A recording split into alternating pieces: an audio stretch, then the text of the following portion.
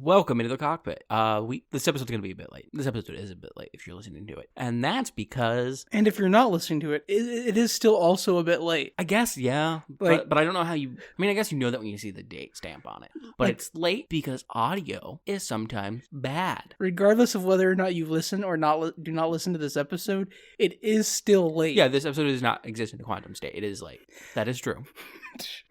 But if you are listening to it, we apologize because it is late. Yeah, there were some dumb, weird audio issues, and we found them in the edit. Sometimes Audacity does this fun thing where it decides... It just decides no. The mics and the Focusrite, I don't remember what this tool is called. A mixer? Is that right? It's some form of audio hub.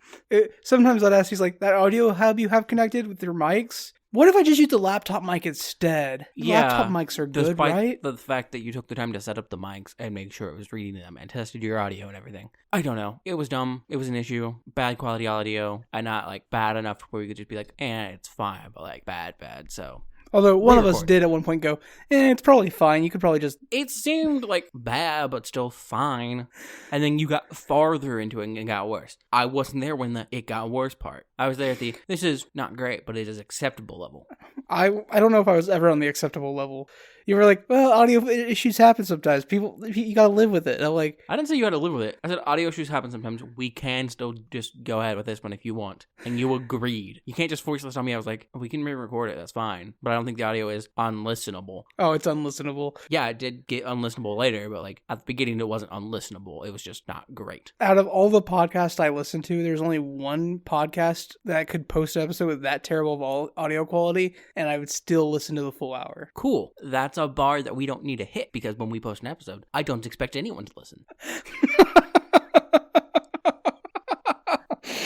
You're setting the bar way too high for yourself there, bud.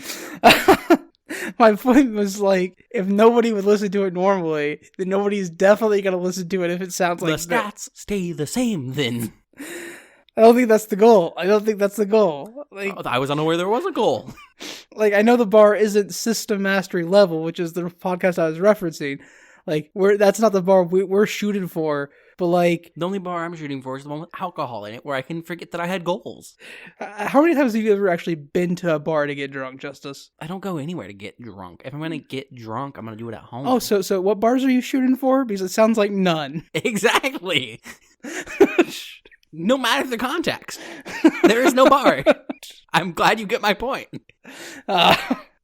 Okay, so this is, like you said, in the cockpit. I'm Josh. I'm a person. He's Justice. My name was already said. If they didn't catch it, that's on them. His name wasn't said. This is the first time his name has been said ever. Nobody's ever spoken his name in the 27 years he's been alive. I mean, I think that's wrong just because my name is also a word. I feel like a lot of people have spoken my name.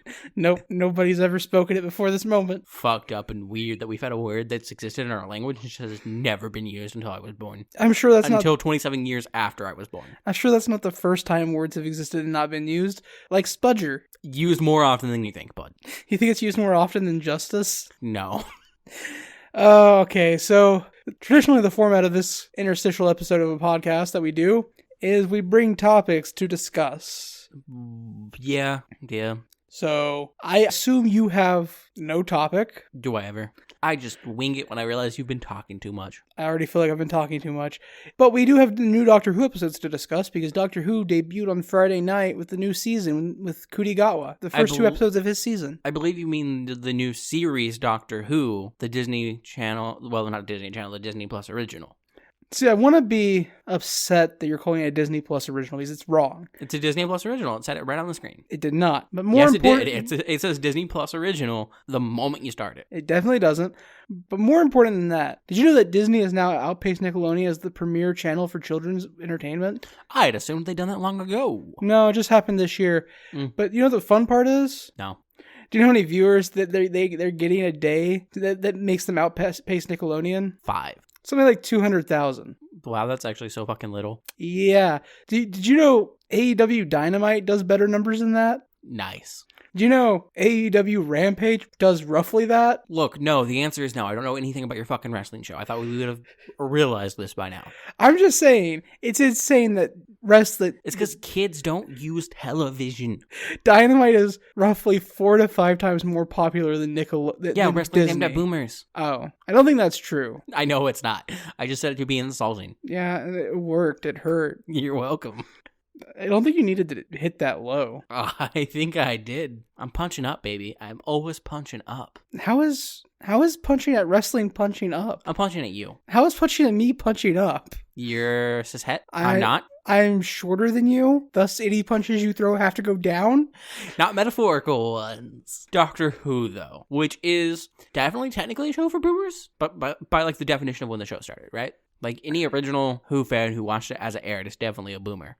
Yes, I think, like... Just because of the way generations work. 1963 is when Doctor Who started. So any OG fans from when it started should be boomers. That's right. You're right. I've never met a boomer Doctor Who fan, though. I have. I've been to conventions. So have I, but, like, Gen X boomer fans, super common. Yeah. Millennial boomer fans, even more common. I don't know about Gen Z. I assume they're less common. I assume that's what this new Doctor Who is aimed to capture. Yeah, probably. Because so with the new series of Doctor Who, it gives us 3 distinct ages of Doctor Who now. We have Classic Who, which was 1963 through like 70 something. Yeah. And a TV movie in the 90s, and some audio specials. And then Doctor Who came back in 2005 with what is now called Modern Who. Yes.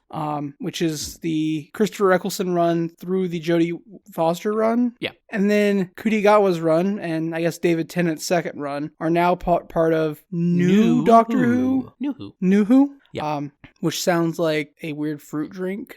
It sounds like a... No, it sounds like a Yoo-hoo. Yeah, I was about to say it sounds like a special Yoo-hoo flavor. Like a special Yoo-hoo, but like how they have like new Coca-Cola. Oh, yeah. It's New Who. Or it's a knockoff Yoo-hoo. But anyways, that gives us 3 distinctive ages of Doctor Who now. And this new Doctor Who is set up so that you don't have to watch the previous runs. Yes. Kind of like the Modern Who was set up so you didn't have to watch Classic Who. Oh, I didn't have to do that? I still haven't done it. Yeah, no, neither have I. Because it wasn't complete before. It's still not complete. I'm aware. It's just more complete than it used to be. Eventually, we'll probably get Classic Who fully complete. Hopefully. Because it's getting completed the same way like old movies end up like getting refound. Even like movies archival work. Literally, it's archival work. Yeah.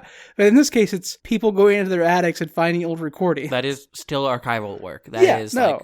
There's a TikTok channel I follow that's literally just this guy. He goes to like giant, not yard sales, but when people die in their estate sales, that's what they're called. And he just buys VHS tapes. Estate sales are just sad yard sales. And he just buys VHS tapes and VHS tape players. And well, I guess not all estate sales are sad yard sales. There are some estate sales that just happen because banks foreclose on people. That's still a sad yard sale. Debatable. If you like banks, they're not sad. I don't know who likes banks, but I guess if you're the bank, it's not sad. Though I guess the same does still then apply to a normal estate sale. If you don't like the dead person, it's not sad. They're subjectively sad. And he just takes yard sales. The VHS tapes he finds and like archives the commercials, movies, TV shows. It like does his best to find like what channel, when this aired, what episode this was. Fair. And just like archives it. And like doesn't just archive it, but like remasters the VHS tape so that the tape itself is in better quality. Yeah. Which is a lot of work apparently. Yeah. Actually, like fixing and taking care of film is a bunch of fucking work because it gets damaged so easily and it slowly degrades over time. So yeah, it's a cool little thing. But we were talking about Doctor Who. Damn, I thought we'd gotten away with it. And specifically, we were talking about space babies. Space babies, which is such a wild first episode for Doctor Who. Like, I guess second episode. It's a first. Not according to Disney Plus, which is a Disney Plus original, so I trust them to label their episodes correctly. When has Disney ever been wrong? Is this a real question? No, it's not. That was sarcasm and rhetorical at its most. Okay, so it is the first episode of the new season. Prior to this season, though, there are 4 episodes that are being, like, on Disney considered part of the season. You have the 3 episodes of Tennant's 14th Doctor. Yep, and then you have the Christmas special, which is generally when we get introduced to our new Doctors anyways. Yeah, and that's Gootwa's official first episode. But this is the first episode of his season, Yes. and it's called Space Babies. I misread it as space bubbles initially, and then I was confused by the appearance of babies. Babies that have aged but not physically aged. Yes.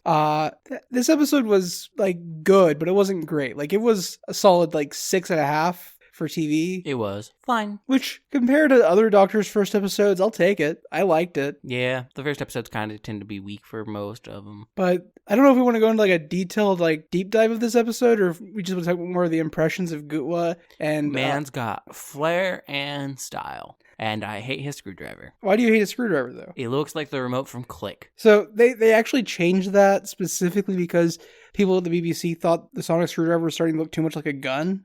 No, if the remote he's holding a thing in his hand and points it looks like a gun. Just don't give him anything to point. I've seen the internet. I know you could 3D print a gun into a fucking remote. Yeah, that also looked like a gun. Though. But that's why they changed it, because the screwdriver was starting to look too much like a gun. So now it's a remote, which looks nothing like a gun. I don't like it. I dislike the way it looks. I actively dislike his sonic screwdriver. Yeah, it's not my favorite. What do you think of Millie Gibson as Ruby Sunday, though? This is her first full outing as the character? She was fine. Like, Ruby seems like she's going to be a good companion, which is nice. We've had some bad companions in the past, and we've had some bad companions recently in Who. You mean like all of Jodie Foster's companions? All 3 of them. 4? She had 4 companions. Maybe.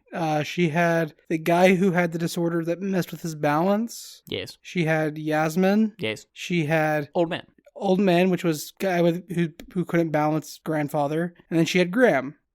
4. You just never saw Graham because you didn't watch all of Jodie Foster's run. I didn't watch the back half of that season. It wasn't good. I could not motivate myself to watch it, which is honestly surprising that I haven't finished it. It really is. It's insanely surprising to me that you haven't finished it. Yep. Because you started it and you've watched like stuff around it. Yep. But you haven't watched the Jodie Foster run. I'm also honestly surprised by it. I think you should watch it. I probably will at some point, but I have no motivation to do so. It's not that terrible. I have no motivation to do so. And in retrospect, the Timeless Child arc is actually fixing a plot hole. You can't retcon things and making the actual storytelling good, though. You can just utilize mistakes you've made to make things better.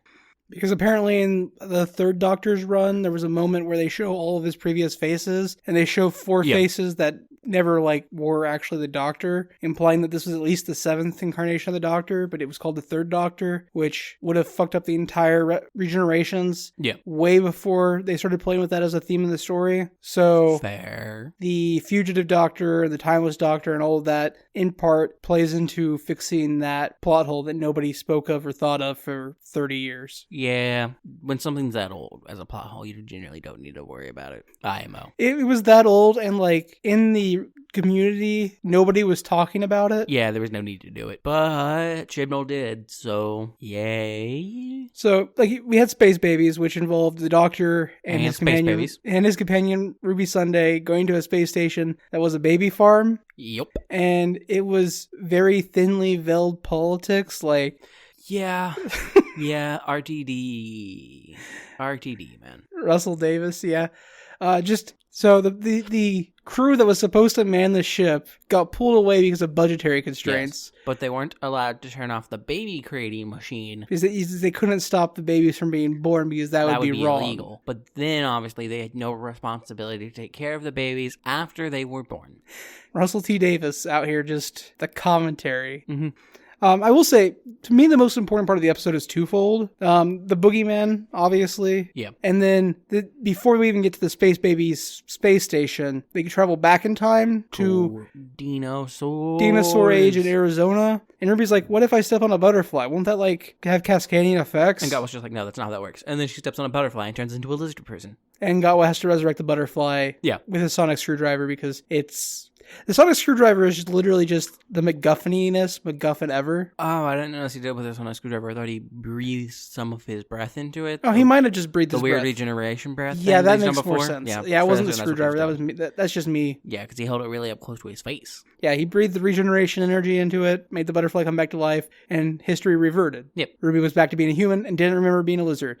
But the important thing is that's not how Doctor Who has ever worked previously. Yes, but with the Tennant special, we learned Tennant fucked some shit up and caused the rules of the universe to change somewhat, so things are going to get wonky on occasion. By occasion, I mean episode 2, the Maestro shows up and steals all music. From all of time. Which means in the time span between 1963 to 2024, at the very least, just London is completely destroyed. They mentioned nuclear winter, so I assume it's much more than just London. Yeah. But also importantly, we actually get this rules to have changed from the very beginning of Gutwa's run. Yes. In the Christmas episode with gremlins, these like fictional beings, like made up by British pilots to explain why their aircrafts broke or why they were bad pilots. Basically. And they're real now. And then we have the dinosaur thing in episode 1. Yep. And then we have another member of what's called the Pantheon, which is the Toymaker is a member of the Pantheon. Godlike beings from outside the universe with domains over specific things.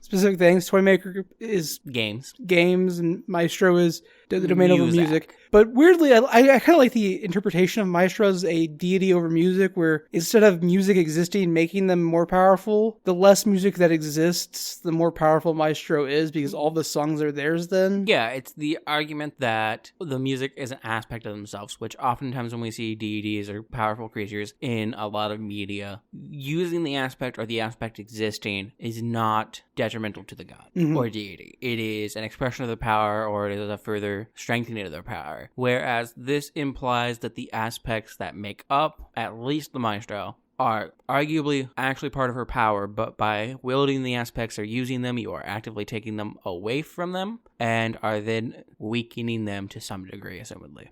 And specifically, I'm not remembering the term for it, but like the natural music that comes from wind moving through structures. Atonal sounds. To the Maestro, that is like the definitive music. Like the most natural music is music made from the sound of wind traveling through. Yeah, it's naturally occurring atonal sounds. Like they're not necessarily like perfectly pitched or like meant to be a certain tone. They're just naturally occurring sounds that strike certain tones, but are generally often discordant, I think is the point there, which would make sense given the fact that they're summoned by a tritone, which has a natural discord built into the chord structure. Like Aeolian tones. Aeolian tones, that's what I want. That's what they are. Aeolian tones have some atonality to them, don't they? Specifically, Aeolian tones are sounds that are produced by wind passing over through objects. It doesn't have to be atonal. Okay, cool. Never mind. But Maestro wants to eventually remove all of life from the universe so that nothing can make sound except the Aeolian sounds of the entirety of the universe. But the Doctor does the Doctor thing, and the Beatles beat the Maestro. Yeah, I wouldn't say the Doctor does the Doctor thing. I would say the Beatles do the Doctor thing. That's what I was getting at. Yeah. The Beatles save the day. Also, this episode with the Maestro... Technically, it's not the Beatles, it's just John and Paul. Yeah, that's the Beatles. Because no one cares about Ringo. Or the other one. Justice. What?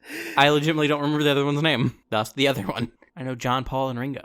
John, Paul, George, and Ringo. Yeah, no one remembers George. You had to look it up. No, I didn't. Yes, you did. I saw you pick up your phone when I said the other one. That's not what I was looking up, though. I don't believe you. I'm still trying to find... No one remembers George. George Harrison, brother. Sounds made up. I'm still trying to find an image of all of the sonic screwdrivers so you can pick your favorite one. Why do I need to do that? Because you were talking about how you don't like... I don't like it. I don't know why I have to pick another one, though. We can just move on to a different topic. We can't move on to a different topic. Doctor Who is the best topic. We're like half an hour in. Okay, fine. What topic do you bring to the podcast? I don't. Do your second topic, and then we can be done. You don't bring any topics? Never. You made me talking up during the Doctor Who one that I'm fine with letting you do a topic. I've already done a topic. It's Doctor Who. That's what I bring to the table. I have another thing I could bring to the table. The Cosmere. If you don't know the Cosmere, you have bad taste in books. Not necessarily bad, but it could be better. You should read Brandon Sanderson. That is it. That is my topic. Read Brandon Sanderson's Cosmere works. Where should one start if they're attempting the Cosmere? Really fucking anywhere. There's no set place to start. Just pick a book series and read it.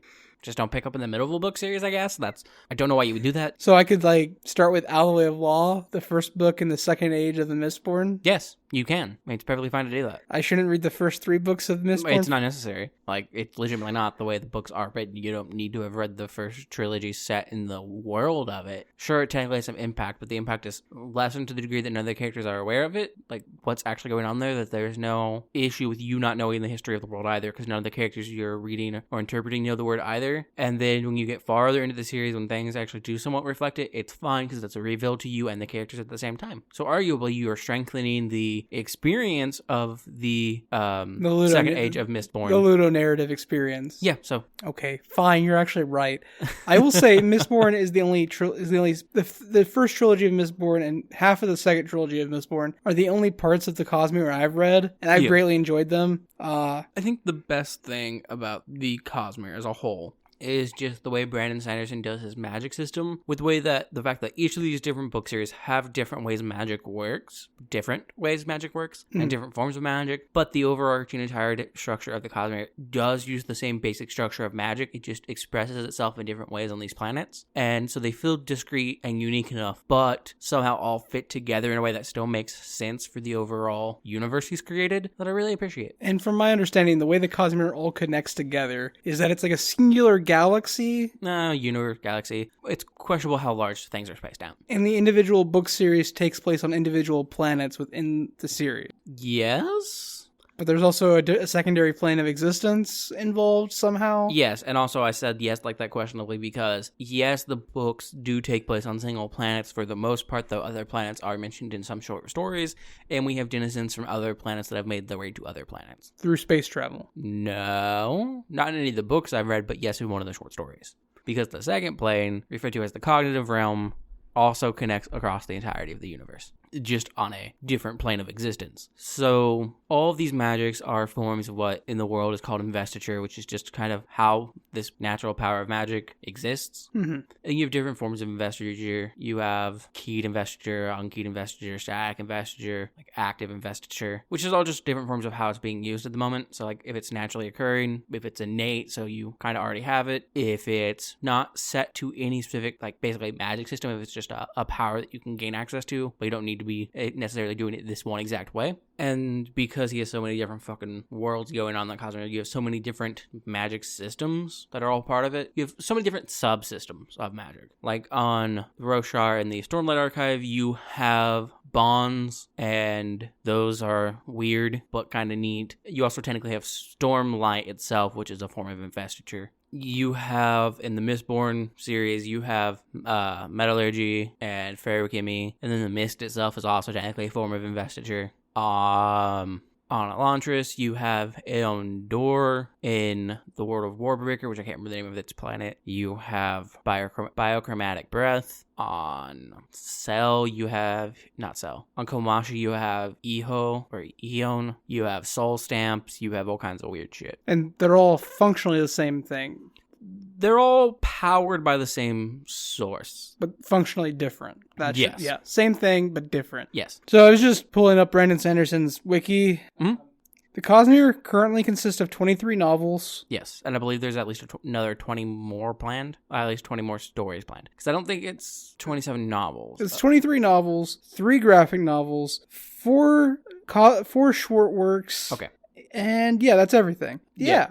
And he has a bunch more planned because the Stormlight Archive is going to have a second era, I believe, after we finish up the one we're currently on, which is 5 books. Mistborn's going to have a third era. I believe we're supposed to be going to Cell at some point. So the future plans include 6 more Stormlight Archive novels. Yes, the second era of Stormlight. 1 more novella, which is currently called Horn Eater, which is which is part of the Stormlight Archive, yes, I think. It's about one specific group of people. And then Mistborn will not only have the third era, but there's going to be a 4th era of Mistborn as well. Yeah. And Warbreaker may or may not have a sequel. He's wanted to do it, but he's not sure if he's going to, basically. And if it is, it's going to be called Nightblood. Yes, which is about one specific character. So lots of books, and you can start in a variety of places, like Justice was saying.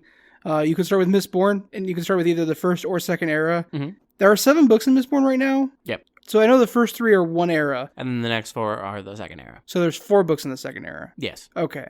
You could start with Elantris. You could start with Warbreaker. You can start with the Stormlight Archive, which has 4 novels in of itself. The 5th one's supposed to, I think, come out at the end of this year, beginning of next year, some shit like that. Yeah. There's also the Sixth of Dusk. That is a short story. Ah. Sixth of Dusk is a planet that is the 6th planet away from its sun, I believe, and the short story is included in Arcanum Unbounded, and their form of investiture seems to be that where the investiture, so the natural magic of the universe, kind of pulls in this planet, which where investiture pulls can create things called perpendicularities, which is where the secondary plane that I mentioned called the cognitive realm kind of intersects with the actual material plane. But it seems birds like eat fruit from there that has parasites in it, and the parasites from the water interacting with the perpendicularity, then basically magic, and when the birds eat them, they get their own form of magic. And it's because it's a short story, and that's kind of a thing that we learn. I am unaware of if it's because they have different powers sometimes, and I'm unaware if it's based on the bird or if it's based on the parasite the bird eats. So I don't know if every type of bird has the same type of power, but from my understanding, certain birds express certain forms of powers, and then people kind of just bond with the birds. And then there's a different civilization from the sky, people from a different planet, definitely, who seem to be trying to take the power from that place. That's the one you were talking about with the birds the other day. Okay. If you were going to pick where you think people should start, you've read Elantris and Stormbreaker and Warbreaker and the Stormlight Archive, and you've started Mistborn. Yep. Where would you say is the best onboarding point? The best onboarding point, in my opinion? Mm-hmm. Arcanum Unbounded. Avoid anything mentioning the other series and listen to the short stories. So, The Emperor's Soul, the Sixth of Dusk, the Hell Forest thing. I think there's like 3... Shadows for Silence in the Forests of Hell? Yeah, I think there's like 3 in the Arcanum Unbounded that you can listen to. Okay. And I would listen to those 3. The other ones all tie back to things, because Dawn Shard, Edge Dancer is one in the book, is from the Stormlight Archive. But if you like get it on audiobook, it tells you like in the table of contents, so I assume it also tells you in the table of contents in a written form what each thing is like applies to. So you would suggest starting with like the Sixth of Dusk, the Emperor's Soul. Emperor's Soul is in the Salish system, which is part of the Elantris. Yes, there are multiple planets and systems. Mm. But it doesn't tie to Elantris because they are different planets. They haven't interacted as far as I'm aware. Okay. So they exist within the same system in space. They're part of the same solar system, but they are different planets. Okay. Mm-hmm. Interesting.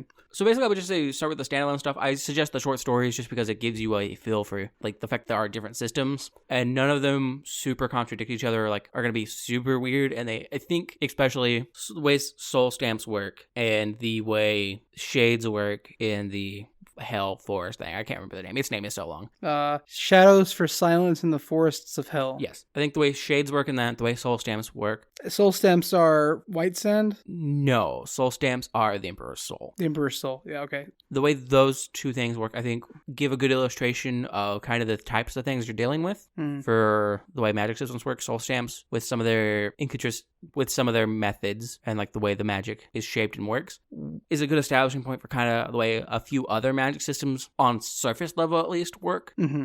And then the way shades work in the other one is a good way to understand some other ideas that technically can tie to the cognitive realm. Honestly, the book where shades are from, Shadows for Silence in the Forests of Hell, sounds like a metalcore album. It sounds like a Coheed and Cambria album. I'm like, oh yeah, that's definitely a Coheed album. Yeah, kind of. But other than that, I would then suggest listening to just one of the standalone novels first. So, Elantris probably? Or is that one? Technically, yes. And then you could listen to Hope of Elantris, which is also just fucking massive, and I believe it's also an Arcanum Unbounded. Okay. Or I would suggest Yumi and the Night Painter, one of the ones from this year, Trust in the Emerald Sea, and there's a third one I can't remember the name of. I haven't read any of those, but I was just kind of just a standalone novel. So you would suggest like dabbling around in the standalone bits of Cosmere before committing to a series in the Cosmere. Yeah, lots of time. I would also suggest Warbreaker. Actually, I would suggest reading Warbreaker before the Stormlight Archive, just because there's some overlap between some things. It's not necessary at all. Because Warbreaker came out after Stormlight Archive started. Yes. After the first 3 books of Stormlight. Yeah. It's not necessary at all. But there is some overlap there that I personally liked having when it got to that point in the Stormlight Archive. But I think you're fine either way. Okay, interesting. Now that I have forced you to speak at length about a topic... Yeah, I could talk more, but I don't want to. I'll bring up my second topic. Well, Cosmere gets weird, man. Yeah.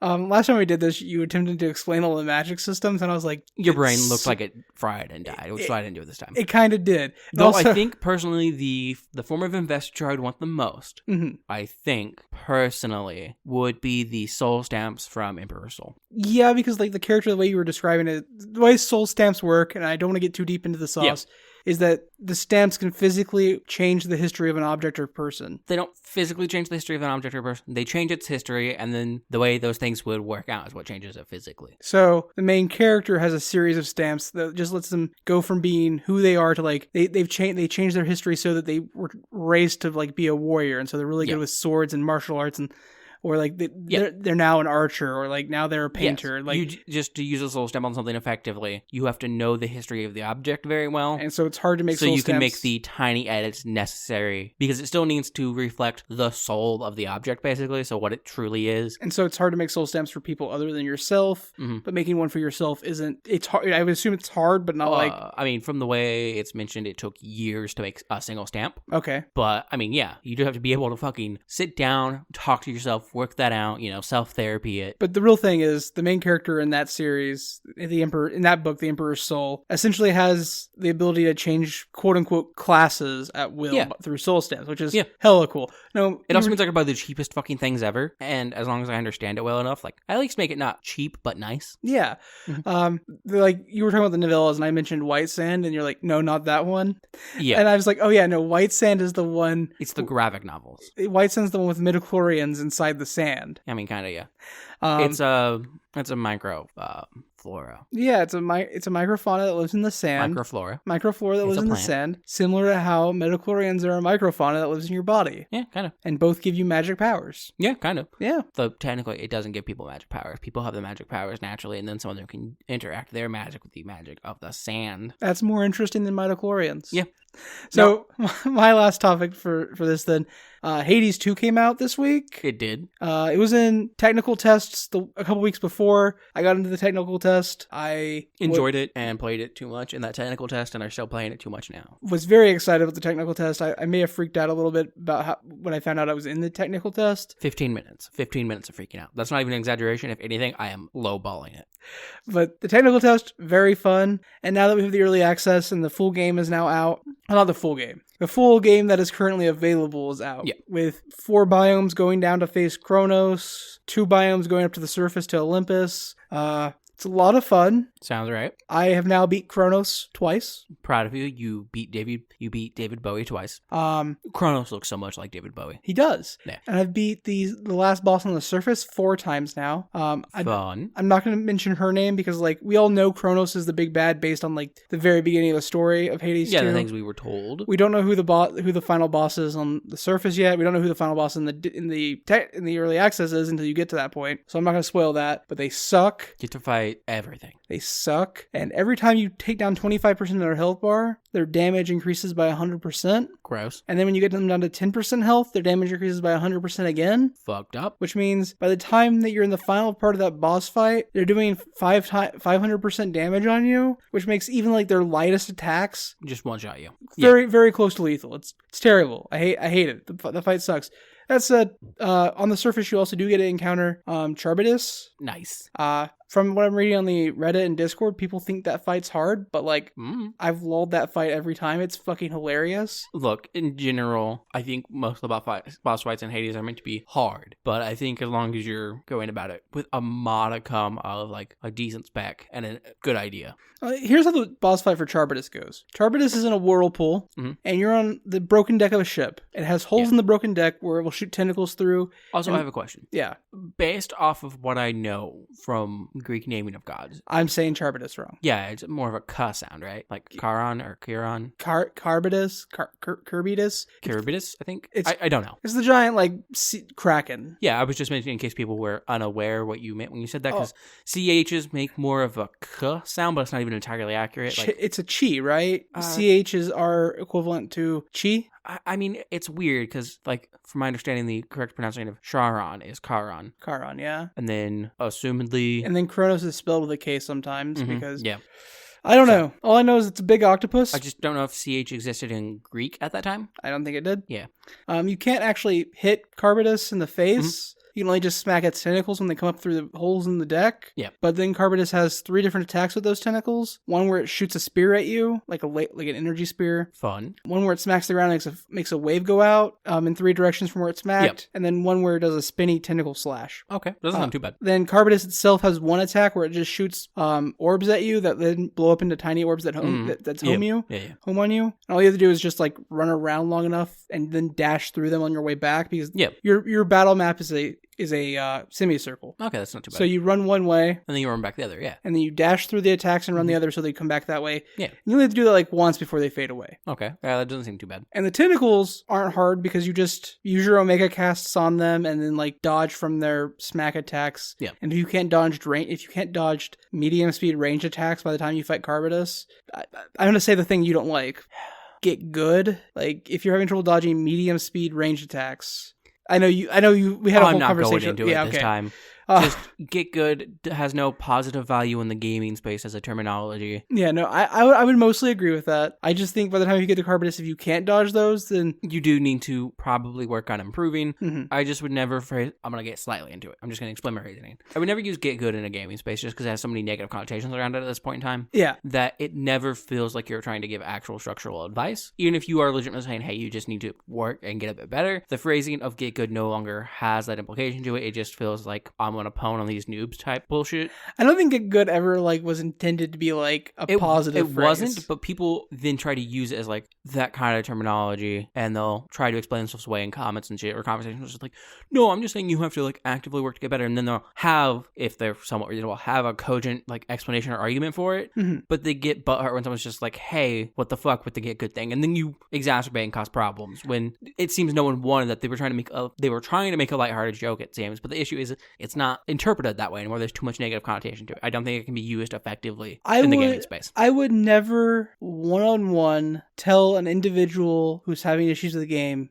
get good. Yeah. I would 100% tell you or any of my friends. Yeah, like I said before, it's a cultural issue, and knowing what terminology to use and how to word things is vastly important with the people you're interacting with. And the internet is a negative space that is a thing that people tend to interpret as a negative space generally. So you need to, I think, word things better and not necessarily assume that people are going to interpret you in the best of faith. I also think people need to like calm down a little and get good, because sometimes that is just the best advice that can be given. No, I understand. It's just that there's a negative space there. Yeah. Assuming things are happening in the best of faith is a hard standard to achieve in the internet space that we currently have. So I will say the first boss on the surface, because Carbitus is a mini boss between the first and second boss that you could sometimes encounter. Okay. The first boss on the surface, I don't care if I spoil this, it's Polyphemus. Dope. The one-eyed Cyclops who lost his eye to Odysseus, right?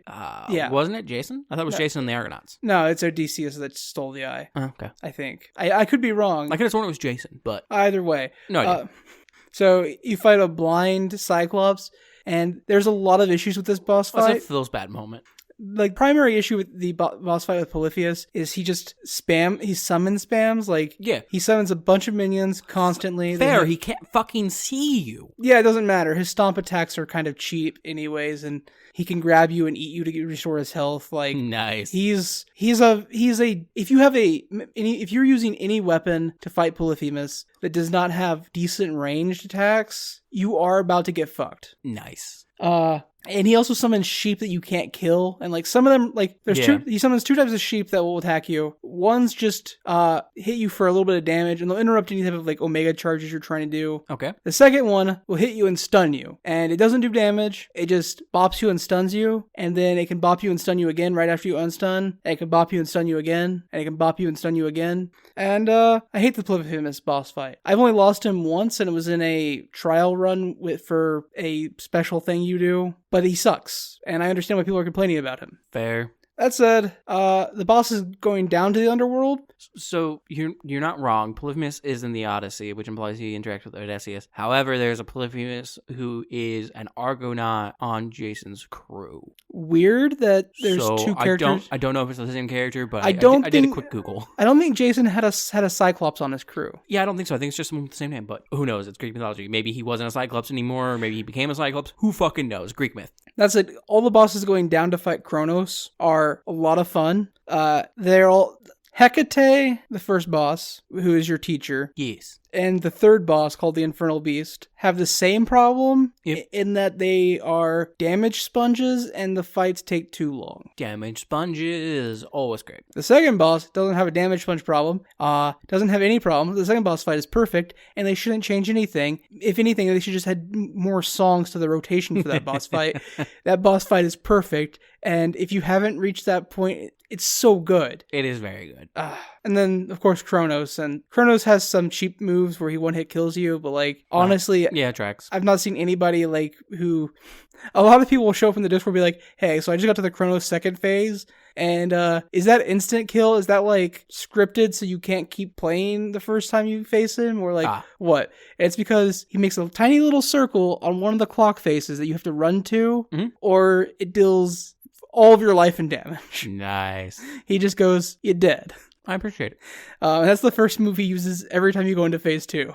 And he'll use it a couple more times during phase 2. Ridiculous. But yeah, apparently there is, I mentioned in the first time we recorded this in the cockpit, the hexes, and how there's one that lets you transform into the dark form of Selene, the god of the moon. Yeah. And how it's the worst hex in general because it gives you invulnerability, but the transformation doesn't give you invulnerability. So while you're transforming, you can take damage. Yeah. And then you're not in that form long enough to actually make good use of it. Fair enough. And how if you use that in the second boss fight, it'll turn off your dash. You mentioned it. Until you use it again. More importantly, if you use it as Kronos goes to use his one-hit kill, the one-hit kill will still fire normally, so it doesn't change anything like that. Your invulnerability, I think, can protect you from that one-hit kill. You don't have to time it fucking perfectly, apparently. Yeah, you can also you can use dash invulnerability frames to dodge that one-hit kill. Yeah. The problem is, the dark field that shows up when he does that covers everything except that one number. Never goes away. Does not go away if you use that hex in that fight. Fucking hell. That's the biggest bug issue I've ran into. I have a personal complaint where sometimes pickup items like stuff you can pick up that aren't necessarily like not resources, not the room rewards, but like resources will sometimes spawn next to your exit points in rooms, and they have the same button prompt. And sometimes it'll trigger the one that you don't want to trigger and accidentally maybe make you go into a room you don't want to, or make you leave a room before you're ready. Happened twice to me so far. Yeah, but I mean, I've done 40 nights now on Hades, so 40 different runs, and it's happened to me twice across probably 1,000 rooms at this point. Yeah, so it's not like horrible, but when it happens, it's a feels bad moment. It's terribly feels bad. But honestly, Hades 2 might be better than Hades 1 at the end of the day. Currently, I don't know which one's better. I just think Hades 2 has a deeper system between the Arcana. It has more potential as of the moment. Yeah. Between the Arcana system and having two different sets of runs, and yeah, I think it just has a deeper system that could be more rewarding. There's more ways to like build relationships with characters than just giving them ambrosia or nectar. You can also take them fishing or go bathe in the hot tubs with them. Nice. And now in this game, when you give them ambrosia, instead of them just taking it and drinking it, you go to the tavern with them and you guys drink it together. Pog. These again, I say again, but I haven't said this on the podcast. Hades 2 is a dating simulator. Hades 1 was a dating simulator. Yeah, sure. It just happens to have a entire other game in between the dating portions. Yeah. But yeah, that's all I had to say on Hades. Cool. So I think we're good for this in the cockpit. I think it's time to kick people out. Probably. But we do have another flight coming up on the 22nd as normal. Yep. Because we are no longer grounded by the FAA. Never happened. Yeah, well... They couldn't find the evidence. Nothing happened. More importantly, they couldn't find the whistleblower. Look, I'm just gonna say, sometimes in the aerospace field, other people solve problems for you. He's not dead. Like, officially speaking, he's not dead. They just can't find him. Yeah. He probably just went on like a long vacation. Unannounced vacation. Yeah. Mm-hmm. But yeah, so... Boeing's a piece of shit. I mean, we were doing a pastiche of it, but yeah, I'm throwing that out there. Just coming down on that side of the issue. Boeing's a piece of shit, obviously. Okay, yeah, I think that's the end of the episode. If you want to get in contact with us, let us know how you feel about the Cosby or Hades 2, or the new Doctor Who, or the old Doctor Who, or the modern Doctor Who. Basically, if you want to tell us how you feel about Doctor Who Legacy, Doctor Who Modern, or Doctor Who Standard, you can do all of those a variety of ways. I just saw you cringe so hard. By contacting us at our email, copilotsreview@gmail.com, finding us on Twitter at copilotsreview or Blue Sky at copilotsreview, or you can find links to those 3 things, as well as our Discord, our YouTube, and our Patreon on our website by going to copilotsreview.simplecast.com. What's your problem with Doctor Who Legacy, Doctor Who Modern, Thanks and for Doctor flying. Who Standard? Well, not flying. Thanks for joining us in the cockpit, and hopefully we'll see you on our next flight.